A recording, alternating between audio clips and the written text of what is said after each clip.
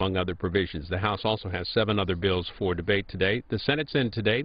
They are debating 2 measures to amend the U.S. Constitution to require a balanced federal budget. You can follow the Senate on C-SPAN 2, and now to the House floor here on C-SPAN.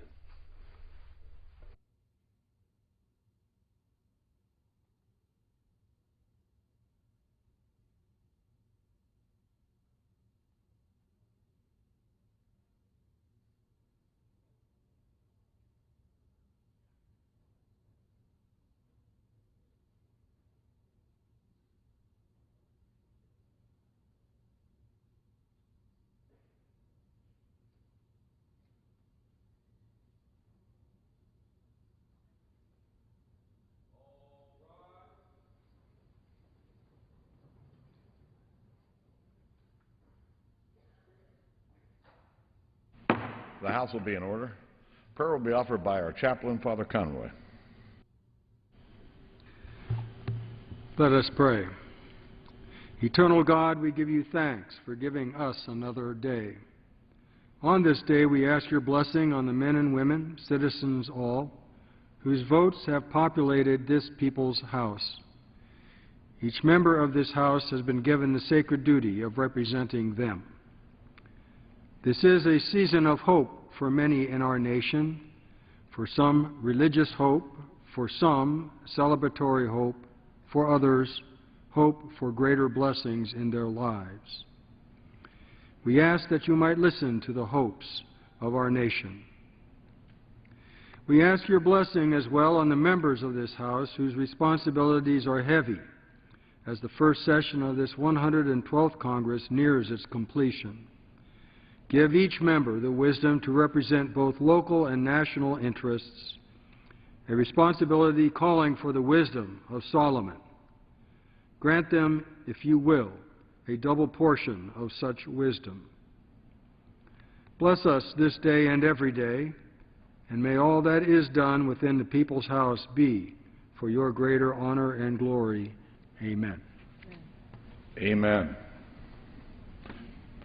The Chair has examined the journal of the last day's proceedings and announces to the House his approval thereof.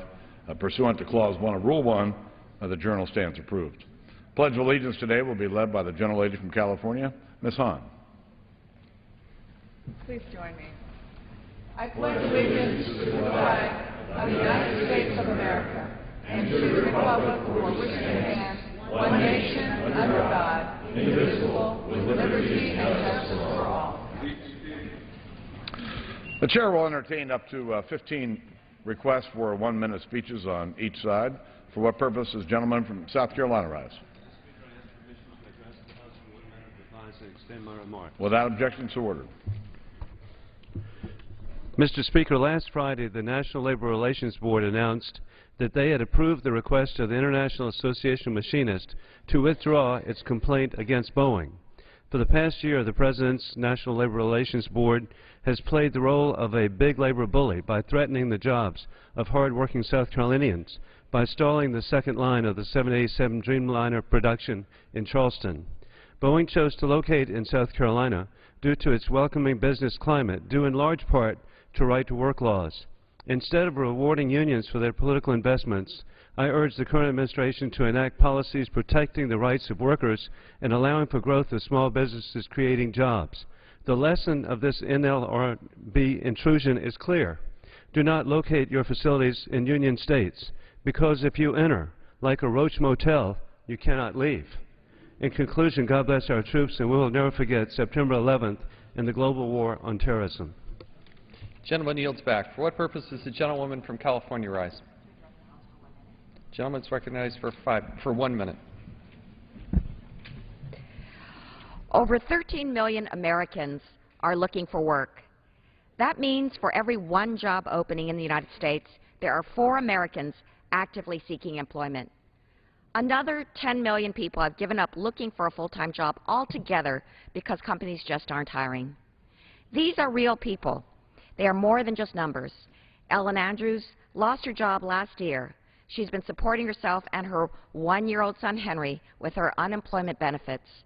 They help keep the lights on and keep food in the house until she can get a job. But the Republican plan will change all that. It will cut 40 weeks of federal benefits out from under people like Ellen, and it will force partisan policies like the controversial Keystone XL pipeline onto a bill that should be all about helping American families. With the holidays around the corner, Congress should be about giving America hope and security, not playing partisan politics. Gentlewoman yields back. For what purpose does the gentlewoman from New York rise? Without objection, so ordered. Gentlewoman is recognized for 1 minute. Thank you, Mr. Speaker. On December 10th, Pamela from Greenwood Lake, New York, in our beautiful 19th District, sent the following letter to me. Stop any more federal spending. Less is better. Europe is a lesson for us. We live in the greatest nation on earth. And Pamela, you're absolutely right. If we are going to spread the blessings of the greatest opportunity society in history, then as we enter this holiday season, we need the promise of growth. Your House of Representatives, Republicans and Democrats alike, have, as of today, passed 27 bills, job-growing, growth-promoting bills that protect American workers and job creators from tax increases, roll back burdensome regulations, and end the federal spending that suffocates the economic engine of enterprise. And we keep them listed on a card so everybody knows. I urge the Senate to act now to put those bills to work and put our people back to work and give every American good reason to look forward to a happy new year in this land of liberty. Gentlewoman's time has expired. Gentlewoman yields back. For what purpose does the gentleman from New York rise? Gentleman is recognized for 1 minute. Mr. Speaker, today the House will debate extending the payroll tax cut. I strongly urge extending this tax cut. If we don't, tens of millions of New York families will see an average tax increase of $1,000 next year, and as many as 400,000 jobs could be lost nationwide. But frankly, it is ridiculous that we are considering this legislation on the floor today. With so many unrelated riders attached to the bill, we know it is dead on arrival in the Senate. This charade will create anxiety among the middle-class Americans that their taxes are about to go up, and it will create economic uncertainty during the holiday season when so much of our economy is based on consumer confidence and spending. The same Congress that took us to the edge of a government shutdown and defaulting on our debt is again choosing brinksmanship over leadership, regardless of the impact on our economy and the middle class. I urge the House to reject this bill and pass a clean extension of the payroll tax cut that we know will pass the Senate and become law immediately. I yield back the balance of my time. Gentleman yields back. For what purpose does the gentleman from Texas rise? Request permission to address the House for 1 minute. Gentleman is recognized for 1 minute. Mr. Speaker, the UN agency UNESCO sent a message to Israel loud and clear that the UN accepts the creation of a Palestinian state whether Israel likes it or not. UNESCO intervened in the peace process and formally recognized the Palestinian state by raising the flag in front of the whole world. No surprise there, just another day in the UN's position of bigotry against all things Israel. Yet another reason to cut UN funding. Israel is America's loyal ally and the lone free and democratic country in the Middle East. Its people are constantly under attack from the jihadists who wish to remove them from the earth, all in the name of religion. The same radicals who wish to kill innocent Israelis are also sworn enemies of America. Intimidation, terror, and murder are not acceptable and must be rejected by the entire international community, especially the UN. The United States must make it clear that we stand with Israel in their fight against hate and extremism, whether the UN likes it or not. And that's just the way it is. Gentleman yields back. For what purpose does the gentlewoman from New York rise? Without objection, so ordered. Gentlewoman's recognized for 1 minute. Thank you, Mr. Speaker. This past weekend, I held a forum for small businesses and teamed them up with experts from the U.S. government on how to discuss strategies in getting them into the global marketplace. It's also a reminder to me of the vast untapped potential that lies before us as we address the critical needs for more jobs in this country. With nearly 96% of the world's consumers living outside the U.S., and 2/3 of the world's purchasing power in foreign countries, we must help our small businesses learn how to export their products and services to other nations. Small businesses I met on Saturday, like the Keen Wood Turbines and Merrim's Dress Shop in Williamsville, are looking for a shot at this marketplace, but they need our help. After all, small businesses that export their goods and services are 1/3 less likely to fail than companies that do not export. Therefore, I'm urging every member of Congress to work with their local businesses to help expose them to the amazing opportunities that await them if they are willing to leap into the global marketplace. I put our products and our businesses up against any global competitor, anytime, anywhere. Thank you, Mr. Speaker. I yield back the balance of my time. Gentlewoman yields back. For what purpose does the gentleman from Texas rise? From Georgia to address Georgia. the House Georgia. for 1 minute and revise and extend. Mr. Speaker, I rise today to recognize the undefeated Calhoun High School football team, the Yellow Jackets, who in my district won their first ever Georgia High School Association Class AA state championship with a 27-24 win against the Beaufort High School Wolves last Friday. And a special shout out to Superintendent Dr. Michelle Taylor and Principal Greg Green. For the past 4 years, Calhoun has played Beaufort in the state championship, and this year, in truly nail-biting fashion, Calhoun prevailed in overtime on a 32-yard field goal by Adam Griffith. Mr. Speaker, Beaufort is one of the best teams in the country, led by my friends Coach Jess Simpson and Athletic Director Dexter Wood, and they would have set a record had it won its 5th straight state championship, but Calhoun was finally able to stop them. My congratulations to head coach Hal Lamb and his staff, the outstanding young athletes and their families, the whole high school community on this great victory. You've made us all proud. Go Yellow Jackets. Gentleman yields back. For what purpose does the gentleman from Illinois rise? Gentleman's recognized for 1 minute. Thank you, Mr. Speaker. Mr. Speaker, this week the House will consider the Iran Threat Reduction Act to bolster sanctions on the Iranian regime. It is time. As the International Atomic Energy Agency recently reported, Iran could have a bomb within a year and is pursuing the means to trigger and deliver a nuclear weapon. We are out of time and have no choice but to enact the severest of sanctions in order to protect our ally Israel, our troops, and the entire region. And as the Israeli Prime Minister warned, there is nothing to stop Iran from exporting the bomb. This bill will put in place debilitating sanctions on the Central Bank of Iran, which finances the nuclear program. The sanctions could deny those who do business with Iran's central bank access to American markets. We are out of time and we are running out of options. This bill gives us more of both. I urge my colleagues to pass H.R. 1905, cut off the Central Bank of Iran, and send the message that a nuclear Iran is unacceptable. Thank you, and I yield back. Gentleman yields back. For what purpose does the gentleman from Florida rise? Gentleman's recognized for 1 minute. Mr. Speaker, America is drowning in a sea of debt. But instead of addressing our own financial problems here at home, there is talk of another bailout, not for America, but for Europe. Recent reports indicate that the International Monetary Fund, of which the U.S. is the leading contributor, may intervene to bail out failing European countries. Washington needs to be focusing on policies that grow the U.S. economy and create jobs here, not shipping hard-earned tax dollars overseas. For this reason, I have co-sponsored legislation to block the IMF from sending $108 billion in U.S. funds for a European bailout. I urge my colleagues in Congress to join me in this effort. Taxpayer dollars should not be used to bail out Europe.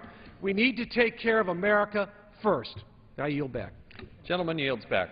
What purpose does the gentlewoman from California rise? Permission to address the House for 1 minute. Gentlewoman's recognized for 1 minute. Thank you, Mr. Speaker. You know, we're running out of time. Just in California, where I come from, 356,000 Californians are at risk of losing critical unemployment benefits because this Congress has failed to act. These aren't just 365,000 strangers. These are our friends. These are our neighbors. These are our families. These are proud Americans who, through no fault of their own, have lost their jobs. They want to work, but because this Congress has failed to act, jobs are hard to find. And instead of just voting on extending these unemployment benefits, my Republican friends have asked us to approve other unrelated controversial items in this bill. What I'm saying is, to my Republican friends, can't we just vote on the unemployment benefits by themselves? Can't we debate the oil pipeline later? Do we have to get clean air laws to extend benefits? Let's vote on this on its own and give Americans some hope. The gentlewoman's time has expired. What purpose does the gentleman from Mississippi rise? Permission to address the House for 1 minute to revise and extend my comments. Without objection, so ordered. The gentleman's recognized for 1 minute. Mr. Speaker, today I rise to wish a very happy birthday to our National Guard. As the only active non-commissioned officer in Congress, this anniversary is a landmark that I am personally very proud of. 375 years ago today, on December 13, 1636, the Massachusetts General Court in Salem declared that all able-bodied men between the ages of 16 and 60 were required to join the militia. These men were called upon when needed, and we proudly continue this tradition of citizen service. Today, our National Guard soldiers are called upon to serve both here in our communities and around the world in support of our current overseas operations. Our nation's citizen soldiers dedicate themselves to the defense of our nation both here and abroad. I personally would like to thank all of my fellow Guardsmen for the job they are doing, and thank you to all of our men and women in uniform, and especially their families. Thank you, happy birthday, and God bless. I yield back. Gentleman yields back. For what purpose does the gentlewoman from California rise? I'd ask to address the House for 1 minute and unanimous consent to revise and extend these remarks and include extraneous material. Without objection, so ordered. Gentlewoman is recognized for 1 minute. Mr. Speaker, the extraneous material is a letter I'm sending to Wells Fargo Bank about Mrs. Darlene Boland, 68-year-old mother, fighting cancer in Wells Fargo Bank. Darlene lived in a modest home in San Jose for 41 years until she was evicted a week before Thanksgiving. At the time, too weak from chemotherapy to pack up her own boxes, we appealed to the bank. They knew about her cancer and her chemotherapy, but they didn't care. She owned her home free and clear at one time, but was a victim of a pay loan, a way to confuse and basically steal her home. Mr. Speaker, Wells Fargo earned record profits last year, and in 2010, the CEO, John Stumpf, earned more than $17 million in compensation. This Christmas, Mrs. Boland will be couch surfing with chemotherapy. Mr. Stumpf will be enjoying his $17 million salary while her home in San Jose stays vacant. Merry Christmas from Wells Fargo. Gentlewoman yields back. For what purpose does the gentleman from New Hampshire rise? Unanimous consent to address the House for 1 minute and revise and extend my remarks. Without objection, so ordered. The gentleman is recognized for 1 minute. Mr. Speaker, weather is cold in the Northeast. This year's no exception. In October, we had a huge snowstorm, emergency declaration. Residents of the northern states, Maine, New Hampshire, and Vermont, are over 80% dependent on heating oil, and we've depended, in the case of New Hampshire, 47,500 people on the Low-Income Energy Assistance Program. It is imperative that this program be adequately funded this year. Mr. Speaker, the President in his budget submission this year proposed to cut LIHEAP funding by 50%. I urge our appropriators to do better than that this year, because there are a lot of people in the Northeast that need this funding this year. I urge support for adequate funding for low-income energy assistance, and I yield back. Gentleman yields back. For what purpose is the gentlewoman from California rise? Gentlewoman is recognized for 1 minute. Thank you. Mr. Speaker, I rise today to speak about Human Rights Day. This past Saturday, I was honored to speak in commemoration of Human Rights Day, a day chosen to honor the Universal Declaration of Human Rights. The Declaration was the world's first Bill of Rights. When many from all corners of the globe were fighting for basic freedoms, freedom of speech, freedom of religion, freedom from fear and repression, the Declaration assured them that they were fighting the good fight, and they were on the right side of history. Today I stand to recognize the men and women who are still fighting for these freedoms, including the 7 democracy and land rights activists and 15 youth activists who have been illegally detained by the Vietnamese government. All individuals deserve the right to peacefully express their concerns. I call on my colleagues to stand side by side with these brave individuals and raise their voice in demanding that the government of Vietnam release all prisoners of conscience and uphold their commitment to human rights for all. Expired. For what purpose does the gentleman from Pennsylvania rise? Without objection, so ordered. Gentleman is recognized for 1 minute. Mr. Speaker, today the House will vote to extend critical provisions to help those seeking jobs, and we will do so without hurting job creators or adding to our national debt. Today's Tax Relief and Job Creation Act also extends the payroll tax holiday, preventing a tax increase on millions of Americans. I'm also very glad to see that we extend the doc fix for 2 years, preventing cuts that could lead many doctors to stop seeing Medicare patients. The bill also shows that the government doesn't have to spend money to create jobs. Much of the time, it just has to get out of the way. The State Department has already declared that the planned route of the Keystone Pipeline is the safest option, that the contractor is taking every safety precaution. We can see more than 120,000 jobs directly and indirectly created without a dime of taxpayer money. Our bill proves that you don't need to raise taxes on some Americans to create jobs and provide essential benefits. We don't need to hurt job creators or add to future burdens in order to do the right thing. I yield back. Gentleman yields back. For what purpose does the gentleman from New Jersey rise? I ask to address the House for 1 minute and to revise and extend my remarks. Without objection, so ordered. Gentleman is recognized for 1 minute. Mr. Speaker, like so many of my colleagues, I think we should prevent 160 million taxpayers from getting a lump of coal and a tax hike this year. But we should not undermine Social Security. Last year, it was a mistake to take the 2% tax cut from Social Security and say we'll cover the losses from general funds. We should not allow a one-year mistake to become a permanent attack on Social Security and on the livelihood of its beneficiaries. Social Security should not be used as a rainy day fund or a political bargaining chip. It should not be like another government agency that some years has a good budget and some years has the budget voted away. President Roosevelt described it best. He said, "We put these payroll contributions there so as to give the contributors a legal, moral, and political right to collect their pensions. With those taxes in there, no damn politician can ever scrap my Social Security program." Now, here's a way to handle the problem and to keep the mechanism of Social Security intact. Make the changes within the existing system. Let's cut the payroll tax for 160 million Americans, but make up the lost revenue by temporarily eliminating the cap on wages tax. As much as we need the economic stimulus now, we need Social Security for generations to come. The Chair will remind members to heed the gavel. For what purpose does the gentlewoman from West Virginia rise? Without objection, so ordered. Gentlewoman is recognized for 1 minute. Thank you, Mr. Speaker. Americans have made their list for the holidays. Drum roll, please.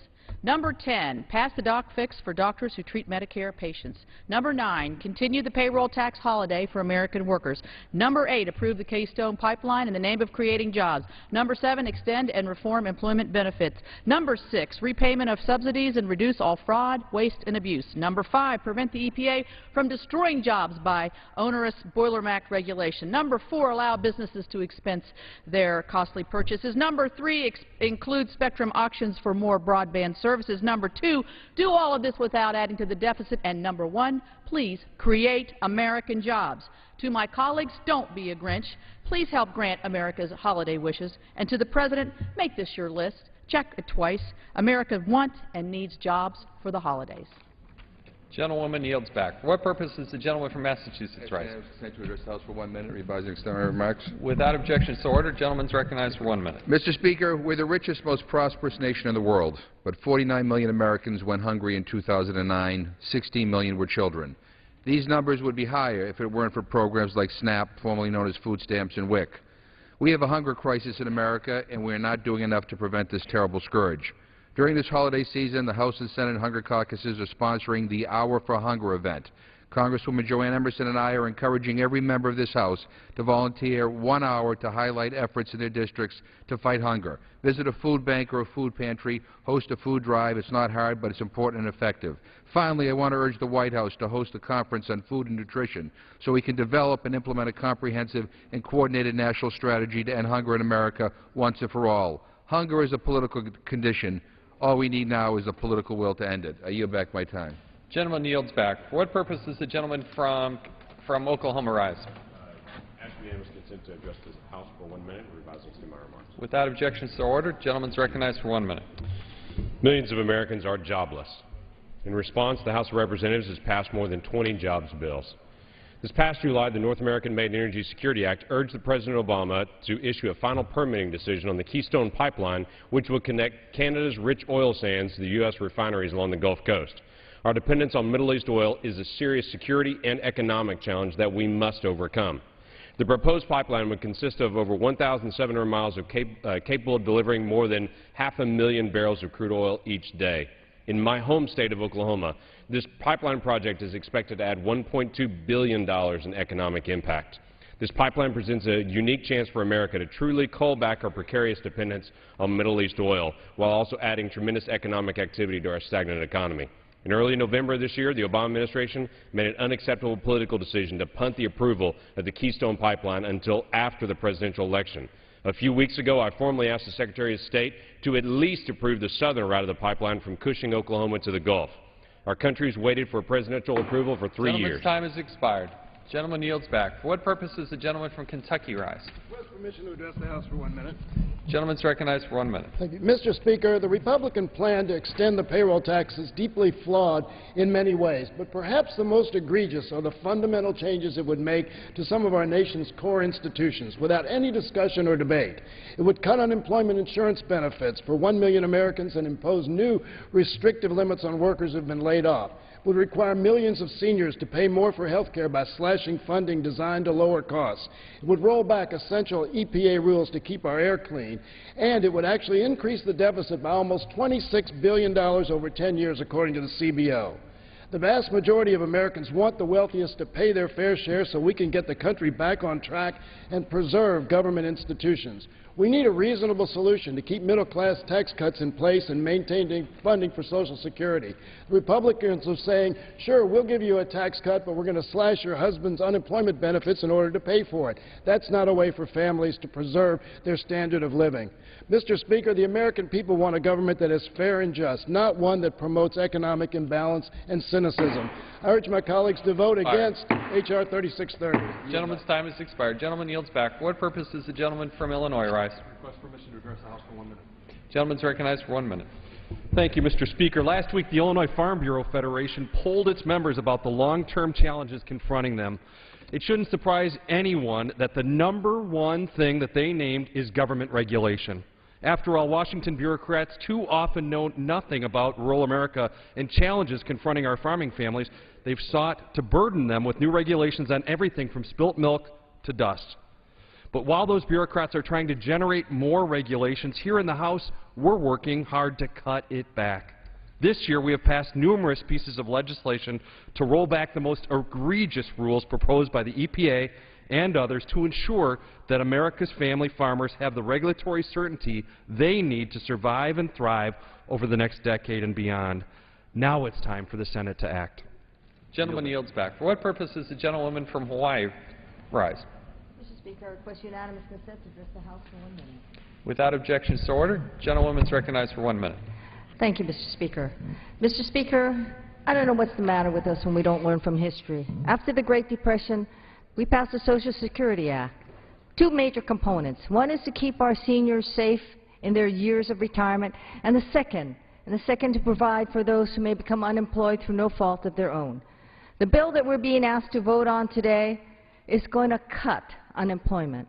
Cut unemployment, the extended portion which people have come to rely on for those who are looking for work and can't get it, and we're cutting the emergency portion of it as well by eliminating tiers. But, Mr. Speaker, more than anything else, the part that just bothers me and forces me to speak is that we're going to make people qualify for unemployment. They've got to have a high school diploma or a GED equivalent. Mr. Speaker, my father went to the 9th grade. He worked through his whole life.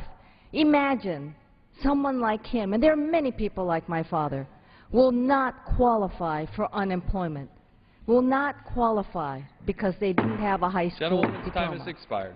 Gentlewoman yields back. What purpose does the gentleman from Texas rise? Without objection, so ordered. The gentleman is recognized for 1 minute. Mr. Speaker, Professor Tim Grosclose of UCLA has recently published a book, Left Turn: How Liberal Media Bias Distorts the American Mind. He uses clearly defined quantitative measures to evaluate the bias of media outlets. In Left Turn, he scientifically measures the political content of media outlets and converts that content into a slant quotient of the outlet. To measure the bias, he compares slant quotients of news outlets to the political quotients of the typical American voter and political leaders. Grosclose concludes that the great majority of all national media outlets have a liberal bias. He also points out the conservative bias of a very few outlets, but he determined their conservative bias is less than the liberal bias of most national media. Mr. Speaker, Dr. Grosclose also cites evidence that the media have shifted the political views of Americans and caused them to be more liberal. So media bias is both real and unfortunate. Gentleman yields back. What purpose does the gentlewoman from California rise? Without objection, so ordered. Gentlewoman is recognized for 1 minute. Mr. Speaker, I rise today to applaud recent actions taken by the Consumer Financial Protection Bureau to better inform American consumers. Created last year by the Dodd-Frank Wall Street Reform Law, the CFPB's mission is to take the tricks and traps out of financial products we use every day, like credit cards and mortgages. So even though GOP senators are filibustering the confirmation of the agency's top official, the Bureau is already at work on behalf of consumers.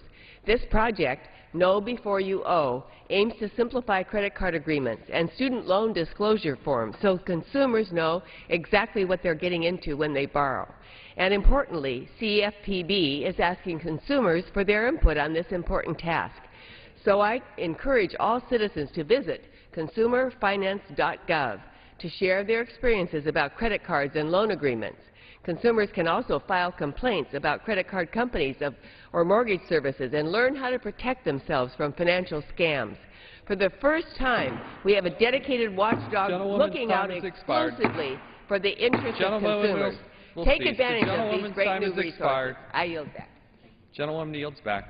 What purpose does the gentleman from Kansas rise? To address the House for 1 minute and revise and extend my remarks. Without objection, so ordered. Gentleman's recognized for 1 minute. Mr. Speaker, yesterday in Leawood, Kansas, I had the privilege to meet with a bright, energetic young man named Garrett. Garrett is 4 years old and suffers from type 1 juvenile diabetes. Garrett's story is touching, and it is all too familiar to families across this country who struggle with the stress and strain of juvenile diabetes and the constant concern about the right diet, the right insulin levels, and the highest quality of life for their children.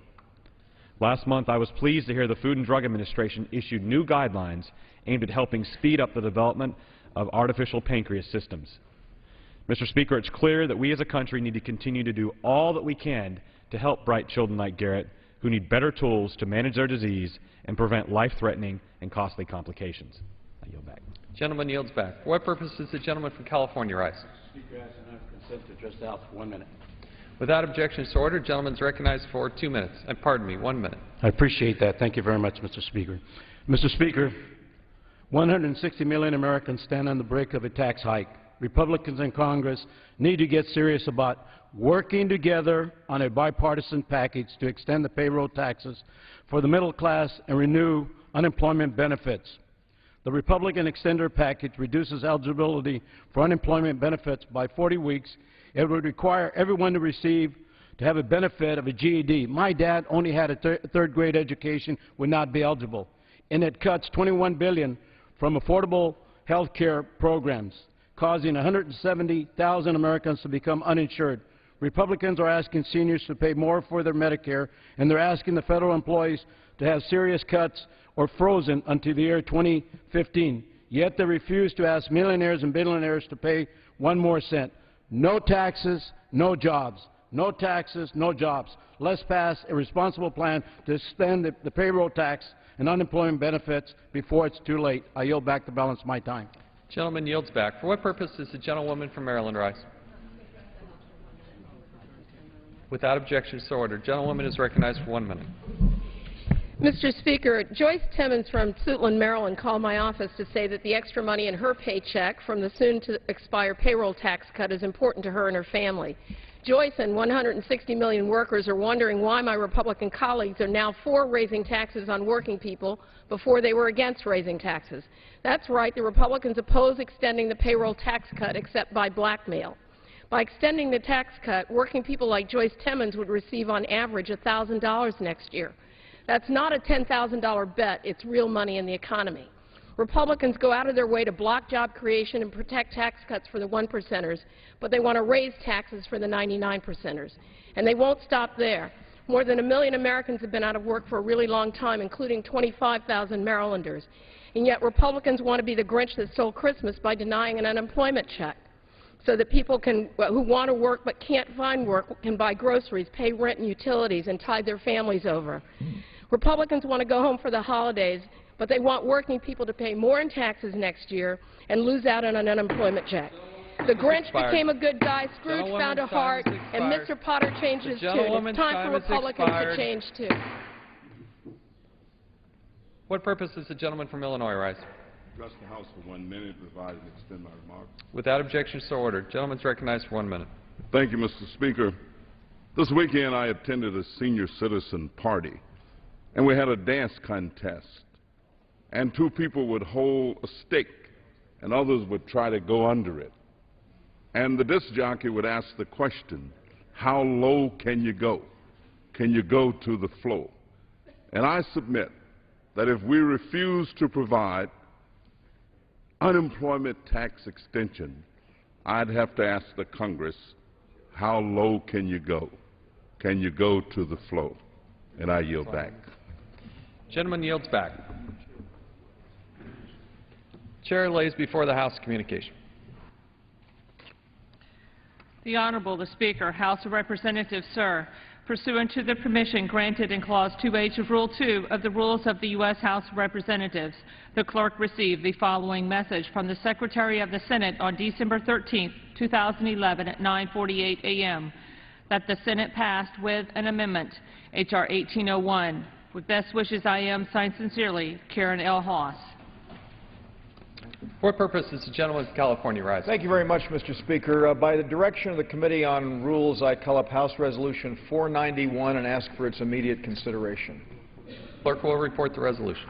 House Calendar Number 99, House Resolution 491, resolves that upon adoption of this resolution, it shall be in order to consider in the House the bill H.R. 3630 to provide incentives for the creation of jobs and for other purposes. All points of order against consideration of the bill are waived. The amendment printed in the report of the Committee on Rules accompanying this resolution shall be considered as adopted. The bill as amended shall be considered as read. All points of order against provisions in the bill as amended are waived. The previous question shall be considered as ordered on the bill as amended to final passage without intervening motion except one. 90 minutes of debate equally divided and controlled by the Chair and Ranking Minority Member of the Committee on Ways and Means, and 2, one motion to recommit with or without instructions. For what purpose does the gentlewoman from Wisconsin rise? Mr. Speaker, I raise a point of order against H.Res. 491 because the resolution violates Section 426, Parent A of the Congressional Budget Act. The resolution contains a waiver of all points of order against consideration of the bill, which includes a waiver of Section 425 of the Congressional Budget Act, which causes a violation of Section 426, Parent A. The gentlewoman from Wisconsin makes a point of order that the resolution violates Section 426A of the Congressional Budget Act of 1974. The threshold burden under the rule, and of the gentlewoman from Wisconsin and a member opposed each will control 10 minutes of debate on the question of consideration. Following debate, the Chair will put the question of consideration as statutory means of disposing of the point of order. The Chair recognizes the gentlewoman from Wisconsin. And thank you so much, Mr. Speaker. Sadly, Mr. Speaker, we're here once again with my Republican colleagues who are trying to ram through this fat cat's tax extenders legislation, providing mere crumbs from the master's table for working people that will neither help the American people weather this economic malaise nor create a single job. And to add insult to injury, The Rules Committee has rejected all attempts to allow any amendments to this horrible piece of legislation. I proposed 4 amendments which were not considered, and in fact, the Republican majority rejected a Democratic substitute. There's a song by the group, and I know Mr. Dreyer will appreciate this, a group called Cameo, called Talking Out the Side of Your Neck. The lyrics are, talking out the side of your neck. So you can see we're back in this same old mess. Seems like every time we get out of one situation, we're back into it all over again. All you people that watch, you talk, you better get it together or we won't get it done. We sit down while you cuss and fuss, but guess who's suffering? Nobody but us. That's exactly what the Republicans are doing, talking out of both sides of their necks. They talk and talk and talk, making false claims to the middle class, false promises, when they are really trying to protect the interests of the 1%. And like the song suggests, the middle class are the ones who are suffering. Once again, through this sham piece of legislation, Republicans claim to be creating jobs, when the cruel thing is that 160 million workers are given a small payroll tax holiday, but the cost is that they are held hostage to the tax breaks for the fat cats. And additionally, the Congressional Budget Office reports that this legislation adds over $25 billion to our nation's deficit. But those Grinches don't stop there, Mr. Speaker. They are trying to steal the holiday spirit from hardworking Americans. How? With this legislation. You know, our overall unemployment rate did drop from 9.1% recently to 8.6%, and I am happy to be joined this morning, by some of my colleagues from the Congressional Black Caucus, which will talk to you a little bit more about how this pertains to black unemployment. But briefly, while unemployment dropped for white men from 7.9 to 7.3%, black men endured a spike from 16.2% unemployment to a disturbing 16.5%. And of course, according to the Bureau of Labor Statistics, unemployment declined for every demographic group within the white community, and it increased for every democratic group within the African American community. Further, Mr. Speaker, this bill cuts the federal unemployment program by more than half in 2012, eliminating 40 weeks of benefits, cutting benefits so drastically for those workers and communities that have been most hurt by this recession. One of the most egregious aspects of this bill is that it promotes state drug testing for workers to qualify for unemployment benefits. Mr. Speaker, did the authors of this provision know about the Constitution of the United States of America? And this bill also imposes new limits on unemployment compensation by restricting benefits that employees have paid for. This is just outrageous. It's time to stop the doublespeak and give them real talk. And I urge all my colleagues to vote against this legislation. Mr. Speaker, how much time do I have? Gentlewoman has 6 minutes remaining. 6 minutes remaining? Yes. Okay. At this time, I want to yield to one of my good friends in the Congressional Black Caucus, gentlelady from Ohio, Ms. Marcia Fudge. Thank you very much. I For thank how the much gentlelady time? for yielding. And, Mr. Speaker, I ask unanimous consent that I be given 5 legislative days to extend my remarks into the record. Without objection, so ordered. Thank you so much, Mr. Speaker. I rise today in strong opposition to this rule and the underlying bill.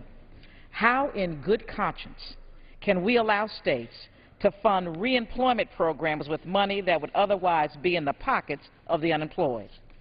My amendment mandates transparency and accountability. It requires states to make public the amount of money taken from the checks of unemployed Americans. It is not that I'm against reemployment, Mr. Speaker, but I am against decreasing the amount of money beneficiaries get every month. I mentioned Karen from Cleveland on the floor last week. Karen was laid off in March. Her unemployment check is allowing her to keep her home and to pay for expensive prescriptions. She relies on every single dollar. Let's cut the partisan posturing and extend unemployment insurance without unnecessary riders. I yield back. Thank you so much. At this time, Mr. Speaker, I would like to yield 2 minutes to my colleague from the Virgin Islands, Representative Dr. Donna Christensen. Gentlewoman is recognized for 2 minutes. Thank you for yielding. And Mr. Speaker, I rise in support of this point of order on H. Resolution 491. Here we go again with another misnamed bill designed not for the middle-class tax relief or job creation, but to hold a must-pass vehicle hostage to some misguided Republican pet projects and policy initiatives that harm the environment and threaten the public health. But it is also a bill that's wasting time that could really be used to create jobs and help the middle class, because with these poison pills, it is going nowhere. Unfortunately, the good things in the bill are threatened because of these other provisions: the payroll tax deduction, the 2-year SGR fix, as well as 1 or 2 other health care provisions are good parts of the bill that are needed by our nation's families, our doctors, and Medicare beneficiaries. But they should not be weighed down by the provisions that allow the Keystone Pipeline to bypass regulations, allow industrial boilers and incinerators to pollute, and cuts billions of dollars and therefore important services that are in the Affordable Care Act. And with millions of our fellow Americans out of work, it fails to provide the full extension of unemployment that is needed in this time of improved but still slow job creation, something the Republican leadership have talked a lot about but done nothing to help. This bill is pure politics, and what is it that my colleagues on the other side of the aisle do not understand about drug addiction being an illness? One of the Republican governors tried a similar proposal for food stamps in Florida. Not only was it bad policy, it yielded nothing, it unfairly targeted and branded poor people and wasted taxpayer dollars. All of this is designed to deny unemployment benefits that they have resisted and are still not fully funding. I hear a lot about class warfare, but real class warfare is protecting everything for the rich and punishing the poor, the middle class, the elderly, and the unemployed. It has got to stop. I urge my colleagues to support this point of order, to vote against the rule and the bill. We need a clean extension of the payroll tax, 99 weeks of unemployment, and a 2-year SGR fix, and it should not be paid for by taking funds from programs that are needed to protect the public safety and health. So much. Mr. Speaker, might I inquire about the remaining time on this side? Gentlewoman has 3 minutes remaining. Okay. With that, I would like... Mr. Speaker, would the gentlewoman yield for just 1 second? Oh, yes, sir. I will yield. Mr. Speaker, I'd just like to say that I'm going to be claiming time in opposition to the point of order that my friend has raised, and I'm not going to consume the entire amount of time. And so when I do that, I'd like to yield 1 minute to my friend in the spirit of the season and the spirit of bipartisanship. I'd just like to say that for the record. Well, that is very kind of you, Mr. Dreyer. I would now yield 1 minute to my good friend, representative from Oakland, California, Representative Barbara Lee. Gentlewoman is recognized for 1 minute. Thank you very much. I want to thank the gentlelady for yielding time and for your leadership on the issue so critical to extending a safety net to those who are desperately looking for a job and need this bridge over troubled waters at this point. The Republican bill would gut unemployment benefits to the millions of Americans who are looking for work when there are roughly 4 people for every 1 job. It would reduce unemployment benefits down to 59 weeks from 99 weeks at a time when we are facing a serious crisis among our long-term unemployed. It makes no sense, it makes no economic sense, and quite frankly, it is heartless. The Lee Scott Amendment would have placed these Republican Christmas-time cuts with real extensions of unemployment benefits and would add an additional 14 weeks of unemployment insurance for the millions of Americans who have already exhausted their benefits. But the Republicans did not make any amendments in order. No fixes allowed to the heartless and senseless cuts that this contains. This bill is really a sham, it's a shame, and it's a disgrace. It will cost our nation jobs and is a slap in the face to job seekers. We should really be about the work of reigniting the American dream, not making it more of a nightmare for people as this bill would do. Thank you so much. I would now yield 1 minute to my good friend, Mr. Davis from Illinois. Gentleman is recognized for 1 minute. Thank you, Mr. Speaker, and I want to thank the gentlewoman from Wisconsin for yielding. I rise in strong support of her opposition to this amendment. I rise in strong support to the passage of the underlying bill. This resolution fails to recognize that there are disproportionate opportunities and lack of opportunities for members of some groups, such as minority groups who are African American, who are Hispanic. There is no consideration given to these facts, and therefore I must be in opposition to the rule and to the bill, and I yield back. Thank you so much. And finally, I would yield 1 minute. Much time do I have, Mr. Speaker? 1.5 minutes. I would yield 1 minute to my good friend Sheila Mr. Speaker, the Jackson. gentlewoman yield. I'll just remind her that when I claim my time, I'm going to be yielding an additional minute to my friend, so that she certainly can feel free to yield any of that time. That is quite generous of so you, you can yield gentlemen. the amount of time, so I and would I'll yield a minute minute and a half to my very eloquent colleague, Representative Sheila Jackson Lee from Texas. Gentlewoman is recognized for 1.5 minutes. Mr. Speaker, I join with my colleague from Wisconsin in thanking the gentleman from California for his generosity, but I also thank my colleague, Ms. Moore, for astute assessment that causes me to pause. And her point of order is whether or not this is what we call an unfunded mandate. This bill that we will be discussing on the floor of the House, and even though the rule says that the points of order or the issues of being an unfunded mandate have been waived, please understand that that is an action that can be taken. It doesn't mean that it eliminates the truth. And I raise the question whether this humongous bill that we're going to discuss that does not answer the crisis of what we're facing, which is 6 million people without unemployment insurance, not able to pay mortgage, rent, food, to be able to have a quality of life, to generate income, to create some 700,000 jobs on the unemployment end, and to pull 3.2 million people out of poverty is now going by the wayside. And the payroll tax cut now is shackled with unwanted baggage. And so I rise to argue the point of order as to unfunded mandate and argue to support the position of Mr. Levin of the Ways and Means, which is to declare the unemployment issue an emergency, to do the payroll tax was a surtax on 1% of the American population for 10 years, starting in 2013, and the doctor fix used and paid for with Medicare savings. This is an unfunded mandate. This is not a bill that should pass, and we should support the unemployed and those who need a payroll tax cut. I yield back.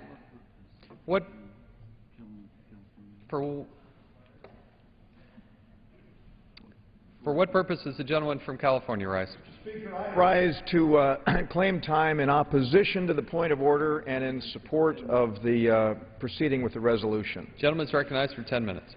And, Mr. Speaker, with that, as I said, in the spirit of bipartisanship, which is the basis of the underlying legislation, and in the spirit of the Christmas season, I'm happy to yield not just a minute, Mr. Speaker, but I'd like to yield 1.5 minutes to my good friend from Milwaukee, with whom I share an affection for our great fine music. 1.5 minutes. Thank you so much, Mr. Speaker. And again, I want to thank the gentleman for allowing our side to have some voice in this matter. He yielded me time in the name of the season, and so I will frame my remaining remarks in that frame. The season is the reason. 'Tis almost treason to extend full benefits to corporations who are people and leave those who are unemployed feeble. The season is the reason to extend full benefits to the unemployed. It is almost a ploy to provide tax breaks to corporations and to leave the people with no resources. Support my point of order. I ask my colleagues to support my point of order. It would be egregious if we were to move forward on this bill, on this resolution, without considering the plight that it would put the unemployed in. And I yield back. Gentlewoman yields back. Speaker, I yield myself the balance of our time, as I said, to speak in opposition to the point of order and in support of our moving ahead with the resolution. My friend is a very, very thoughtful poet herself, and I've been the beneficiary of much of her fine work. She and I share an affection for R&B music, and she quoted Cameo and Talking Out of the Side of Your Neck. I don't really know that song, but I'll have to check it out, I have to admit, Mr. Speaker. But what I'd like to do is, since we've heard of the eloquence of Cameo and the eloquence of Gwen Moore, the great poet, I'd like to quote William Shakespeare. William Shakespeare said, "In such business, action is eloquence." Now, Mr. Speaker, we have before us a measure that is designed to do one thing and one thing only, and that is to focus on getting our economy growing and generating job opportunities for the American people. The American people are hurting. We know that. There are people across this country hurting, and as my friends have just outlined, there are individuals who have suffered greatly, and it is absolutely imperative that we do everything that we can to ensure that they have job opportunities and that those who are unable to find job opportunities have the assistance that they and their families need to proceed, especially during this time of year. Any action that my colleagues are proposing on the other side will simply delay our effort that will ensure that we extend the payroll tax holiday for an additional year, and it will prevent us from providing those benefits to people who are unable to find work today. And so, Mr. Speaker, I will be discussing the underlying legislation when we proceed with consideration of this rule, but I urge my colleagues to oppose this point of order and allow us to proceed with consideration of the resolution so that we can put into place a legislative package that will get the American people back to work and ensure opportunity for all. And so, with that, Mr. Speaker, I yield back the balance of my time. Gentleman yields back. All time for debate has expired. The question is, will the House now consider the resolution? Those in favor say aye. Aye. Those opposed say no. In the opinion of the Chair, the ayes have it. The question of consideration is decided in the affirmative. Thank you. Mr. Speaker, for what purpose does the gentleman from Wisconsin yes, rise? I would request a recorded vote. The woman requested the yeas and nays? Yes. The yeas and nays are requested. Those favoring a vote by the yeas and nays will rise. A sufficient number having risen, the yeas and nays are ordered. Members will record their votes by electronic device. This will be a 15-minute vote. So the House begins debate on consideration of the payroll tax package. Gwen Moore, Democrat from Wisconsin, raised a point of order against consideration of the rule, and that's what this vote is about, a question of consideration, 15-minute vote on the House floor. The rule will provide for 90 minutes of general debate on a bill that extends the Social Security payroll tax cut. The deadline is December 31st. It would also force the President to approve a controversial international oil pipeline. We'll hear more about the bill in just a moment. The Hill wrote about this morning on their front page, Russell Berman writing that House Democratic leaders are urging their members to vote against the GOP's payroll tax bill today, forcing Republicans to pass the high-priority legislation largely on their own. And the Associated Press writes this afternoon that Republicans claim enough support to muscle legislation through the House that would continue the payroll tax cut for 160 million workers. And we get an update on the bill from Capitol Hill. Joining us is Manu Raju of Politico. Assuming the House payroll package passes today, what's the Senate's plan for getting it done? Well, right now, Senate Majority Leader Harry Reid says that bill is dead on arrival in the Senate, and right now we're seeing a bit of brinksmanship going on. There are two things that are tied together. There's this tax extenders package that includes the payroll tax break. That plan, of course, is opposed by the Senate Democrats and the White House because of the Republicans' insistence of including language in the bill that would force the administration to make make a decision on permitting the Keystone Oil pipeline. But there's a separate proposal that would keep the government funded, much of the government funded into next September, a major spending bill dealing with everything from environmental to health and financial services programs. Now that bill, the government funding is about to expire at the end of the week, at the end of the day, Friday. So Harry Reid is saying, look, if the Republicans do not agree to take this Keystone language out of the extenders package, we're not going to move on this appropriations bill. The concern for the Democrats is that the House may pass the appropriations bill, may pass the extenders package, and may just go home and leave the Senate Democrats with a take it or leave it proposition. That's something they're rejecting right now, so it remains unclear how this is going to play out. Well, you write that you talked about the Keystone XL pipeline. The bill does lots of things that Democrats want to get done, but you also write that it contains a, quote, hodgepodge of measures that Democrats detest. What are some of those? That's right. I mean, one of the things is a year-long pay freeze for federal employees. That's something that labor groups strongly oppose, that a lot of Democrats strongly oppose.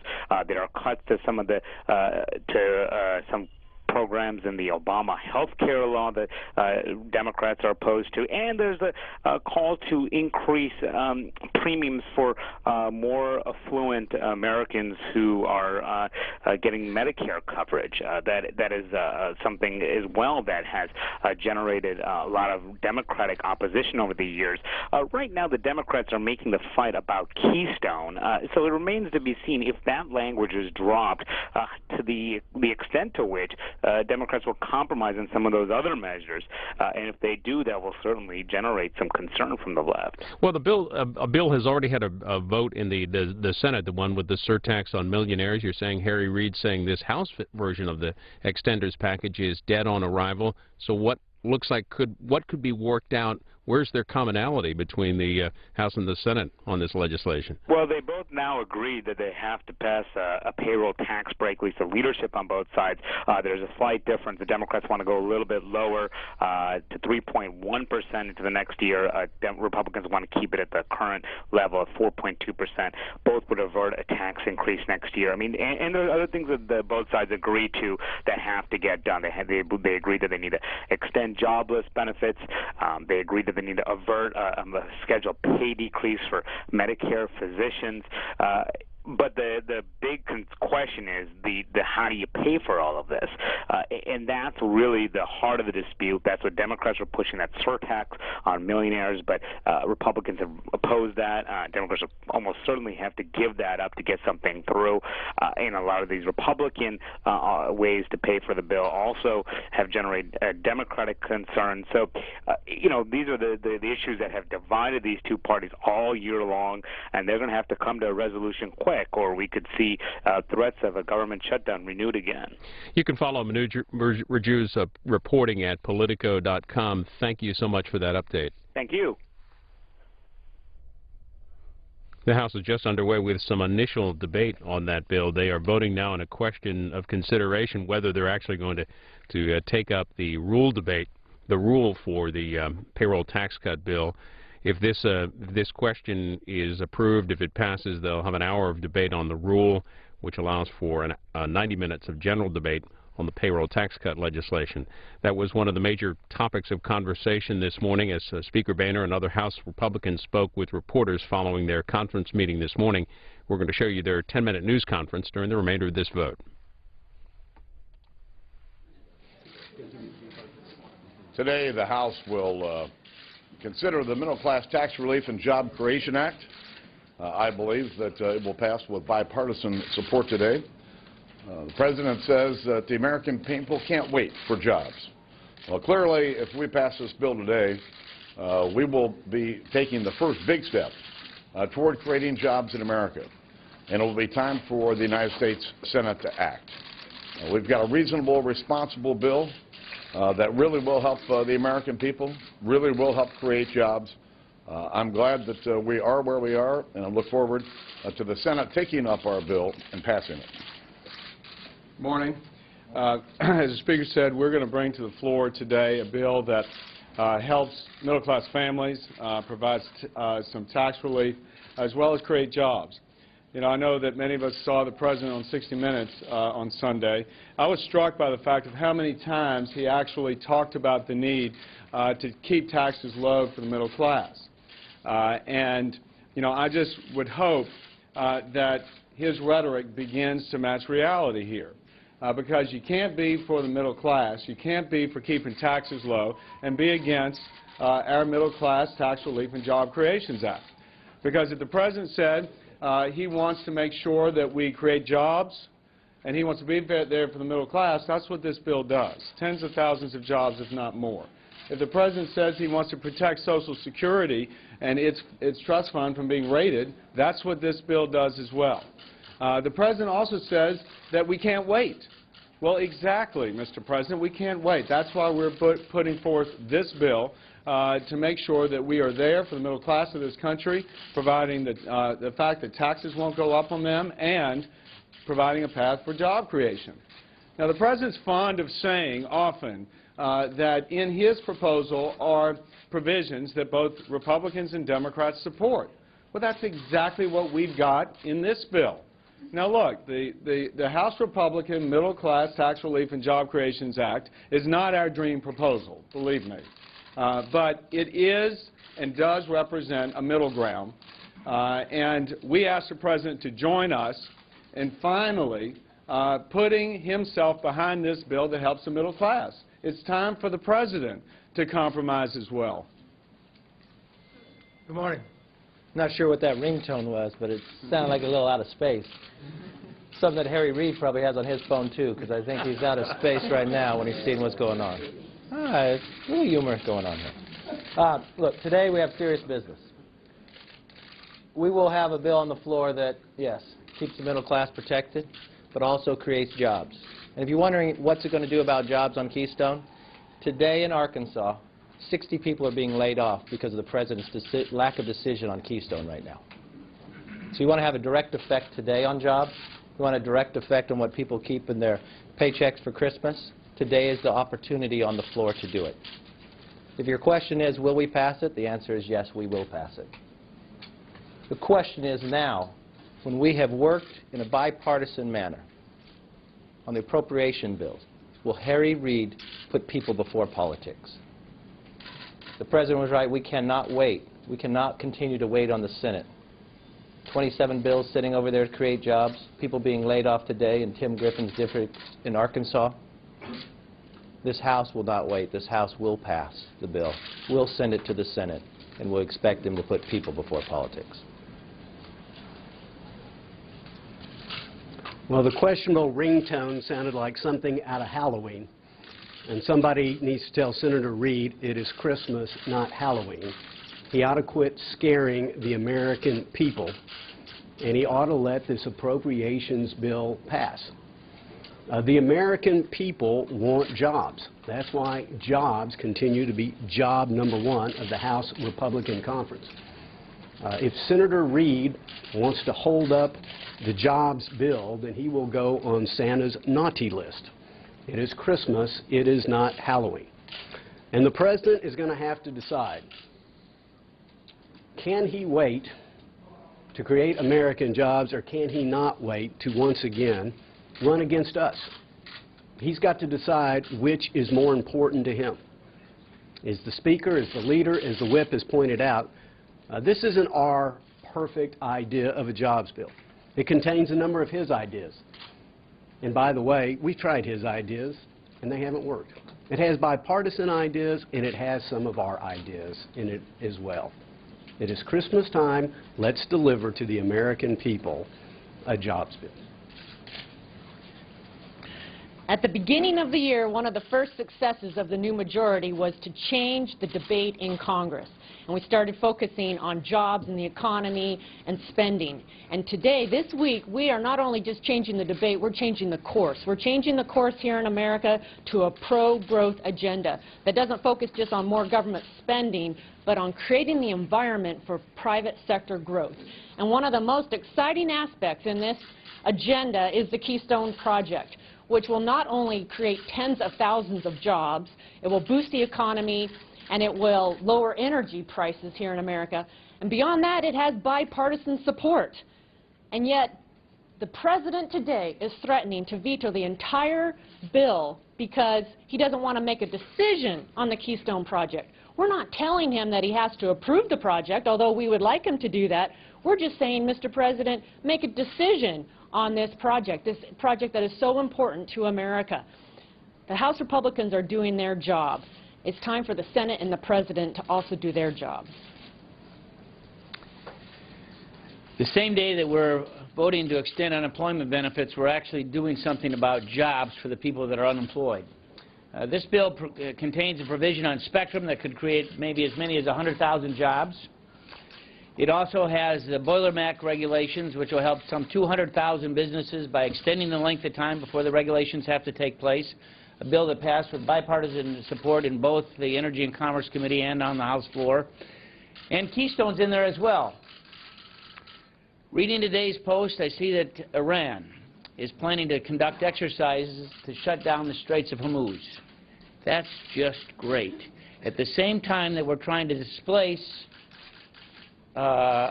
foreign oil from coming here, we've got a friend in Canada that wants to build a $7 billion pipeline, creating some 20,000 jobs that will bring as much as 1 million barrels of oil a day before the end of the decade if we can get this thing done.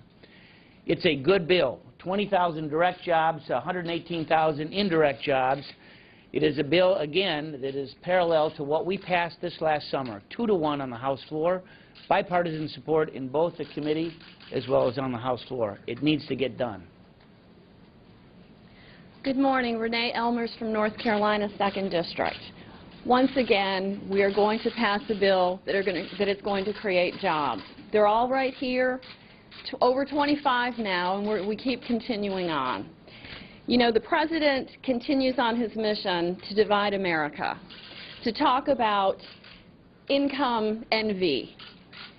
We can create jobs. What a better way to increase anyone's income? What a better way for our small business owners to be creating jobs? Back in my district, the unemployment issue, the 99 weeks of unemployment has been a huge issue for my small business owners. They have jobs right now that they could be filling, and yet they're not because people are living out that time, and now they're dropping off. That's why we see an unemployment rate now down to 8.6%. Not because thousands of jobs are being created, but because people are just simply not looking for jobs anymore. We need to be creating jobs. We are creating jobs. We need to pass this bill today. What a better way for us to increase that 1% to 2%. If we all come together, not as Republicans against Democrats, but as all Americans working together with the Senate, working together with the President to increase. Let's stop talking about 1% versus 99%. Let's increase it to 2% versus 98%. And let's keep going from there. And we can do it starting today. And I urge again the Senate, Harry Reid, please, let's start today with these bills and let's continue on with the rest of them. Thank you. Questions? Speaker Boehner. Yes, ma'am. Senator Reid says that the House is wasting valuable time because this bill will not pass in the Senate. So, especially with the Keystone provision, is it more important then to extend the payroll tax cut for middle-class Americans or to speed up approval of the Keystone provision? Listen, our job creation bill that will also have middle-class tax relief has been put together in a bipartisan way. It'll pass with a bipartisan vote today. You know, the Senate has to do whatever they have to do.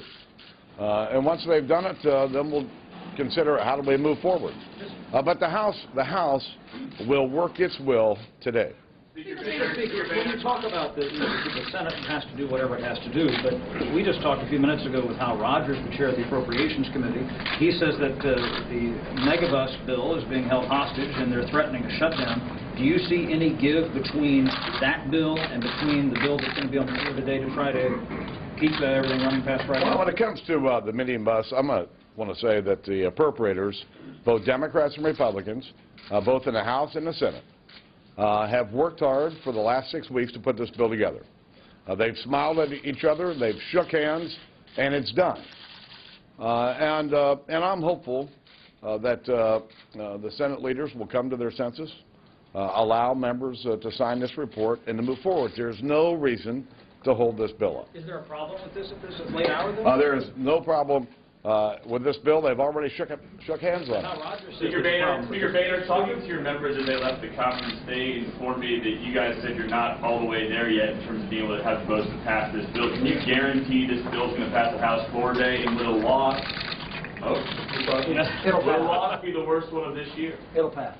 It'll pass. Guaranteed. Speaker Boehner, why is now the time to cut unemployment insurance by 40 weeks?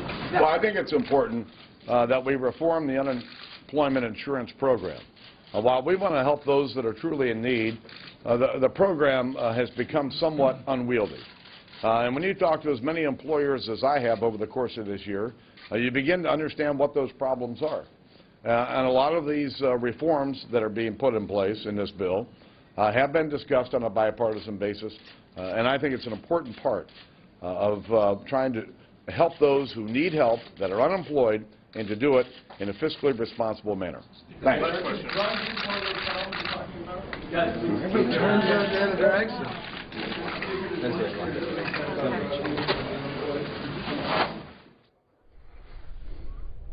House Republican leaders from earlier today, and a lot of discussion there about the bill that's coming up on the House floor. This is a procedural vote, a question of consideration on the rule for that bill, extending the Social Security payroll tax cut.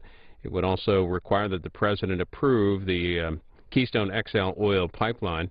The bill would continue unemployment benefits but add requirements to laid-off workers seeking benefits. It would block a pay cut for Medicare doctors and give them a 1% increase.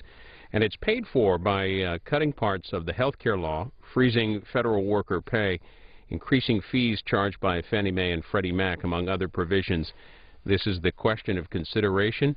If it passes, there will be an hour of debate on the rule for the bill, and the rule provides for 90 minutes of general debate. So several more series of votes we expect throughout the afternoon related to this bill. We'll have live coverage here on C-SPAN, and the House has 7 other bills scheduled for today as well. Over in the Senate, when they return from their party lunches, they will continue consideration of a couple of proposals to amend the U.S. Constitution, the Balanced Budget Amendment that was part of the August deal on raising the debt ceiling. Off the floor, the Senate Republicans are holding their leadership elections. You can follow the Senate as well. Also off the floor, we're covering live at this hour a discussion with the 2 Budget Committee chairs, the chair and ranking member, Paul Ryan, the Republican, and Chris Van Hollen. They are part of the conversation hosted by the Peterson-Pugh Commission on Budget Reform, talking about the budget process, and you can follow that live now online at cspan.org. We also covered today the second of what's expected to be 3 congressional hearings on the collapse of MF Global. Today, again, the Senate Agriculture Committee hearing from former New Jersey Senator and Governor John Corzine, the former CEO of MF Global. That hearing has wrapped up, but you can watch it. It's on now, re-airing on C-SPAN 3, and of course anytime online in the video library at cspan.org.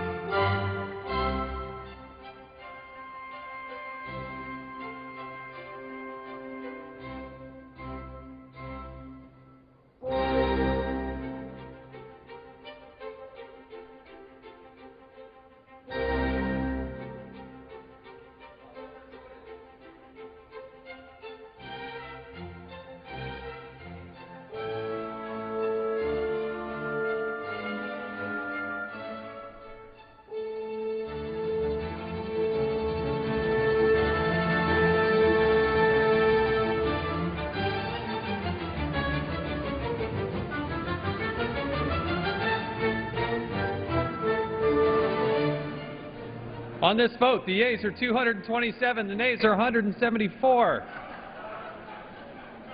The question of consideration is decided in the affirmative. Without objection, the motion to reconsider is laid on the table.